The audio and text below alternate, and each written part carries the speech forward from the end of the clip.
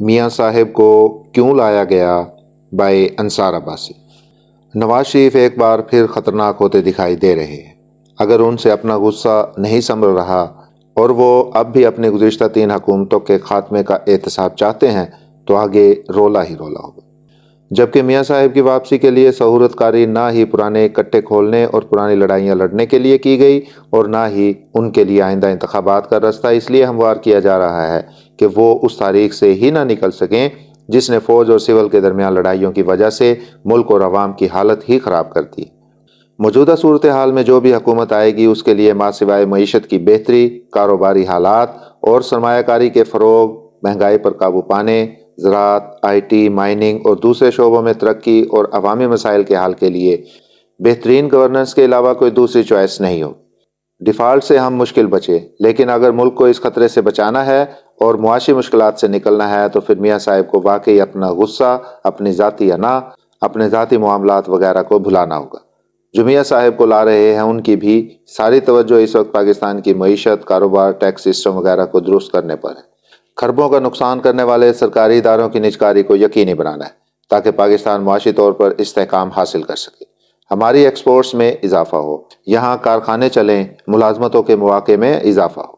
شہباز شریف نے بحیثیت وزیر اعظم مارو چیف جنرل عاصم منیر کے ساتھ مل کر معیشت کی بہتری کے لیے ایک روڈ میپ کی بنیاد رکھ دی تھی، جس کا مقصد سب کو مل کر فوکس ہو کر پاکستان کے معاشی حالات کو بہتر بنانا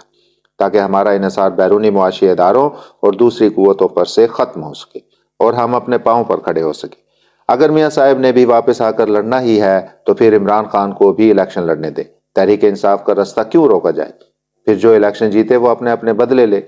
تحریک انصاف کو اس لیے روکا جا رہا ہے کہ اگر عمران خان الیکشن جیتتا ہے تو پھر اس کا مطلب ہے کہ نئی حکومت کے آتے ہی فوج سے ایک نئی لڑائی شروع ہو جائے گی، جس کے نتیجے میں نہ یہاں سیاسی استحکام آ سکے گا اور نہ ہی معاشی استحکام ممکن ہوگا۔ عمران خان کی فوج سے لڑائی جیسی بڑی غلطی نے نواز شریف کی واپسی کا راستہ ہموار کیا۔ اب اگر وہ اپنی پرانی غلطیاں دہرانا چاہیں تو ان کی مرضی، تاہم ان کی اس روش سے نہ انہیں کچھ ملے گا، نہ ہی پاکستان کو اور نہ ہی عوام کو۔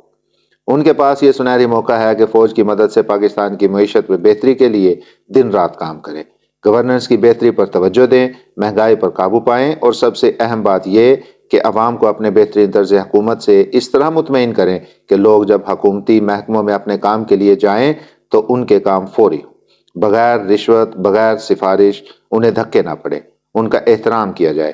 پولیس، تھانے، کچہری، محکمہ مال، افسرشاہی، بجلی اور گیس کے محکمے سب کو عوام کی خدمت کے لیے بدل دیں تاکہ ہمارے ہاں بھی عوام کے کام میرٹ کے مطابق سموتھ طریقے سے ہو سکے۔ جو حکمران پاکستان کو صحیح معنوں میں بدلے گا، عوام اس کے ساتھ ہی ہوں گے، معیشت اچھی ہوگی، طرز حکمرانی بہترین ہوگا، عوام سرکاری محکموں کی خدمات سے خوش ہوں گے تو پھر اسٹیبلشمنٹ کو بھی سیاسی معاملات سے پیچھے ہٹنا پڑے گا۔ اس کے علاوہ کوئی اور شارٹ کٹ نہیں۔ میاں صاحب جو سپورٹ اسٹیبلشمنٹ کی طرف سے مل رہی ہے اس کو پاکستان اور عوام کے فائدے کے لیے استعمال کریں، اپنے غصے پر قابو پائیں اور جو موقع آپ کے لیے پیدا کیا جا رہا ہے اس کو ضائع مت کریں۔